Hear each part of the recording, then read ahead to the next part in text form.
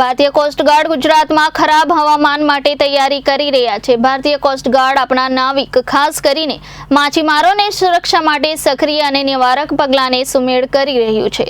દક્ષિણ રાજસ્થાનને અડીને આવેલ ઉત્તર ગુજરાત પર રચાયેલ ડીપ ડિપ્રેશન 28-29 ઓગસ્ટ 2024ની આસપાસ પશ્ચિમ દક્ષિણ પશ્ચિમ તરફ આગળ વધવાની અને સૌરાષ્ટ્ર અને કચ્છના દરિયા કિનારે ઉત્તર પૂર્વ અરબી સમુદ્રમાં ઉભરી આવવાની આગાહી કરવામાં આવી છે, જે રાજ્યમાં અને પછી નજીકના દરિયાકાંઠા અને દરિયામાં પ્રતિકૂળ હવામાનનું કારણ બનશે।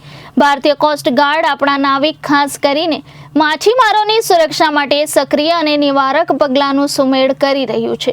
ભારતીય કોસ્ટગાર્ડ અસ્ક્યામતો 24/7 તકેદારી અને પ્રસારણ સલાહ જાળવે છે। જહાજો, એરક્રાફ્ટ અને રડાર સ્ટેશનથી રેડિયો કોમ્યુનિકેશન ચેનલો પર ગુજરાતના દરિયાકાંઠે માછીમારીની બોટને સાવચેતી આપે છે, જેથી અપેક્ષિત હવામાન પ્રણાલીને કારણે સંભવિત ખરબચડી દરિયાની સ્થિતિમાં પ્રકાશમાં આવે, સલામતી માટે બંદર પર પરત આવે।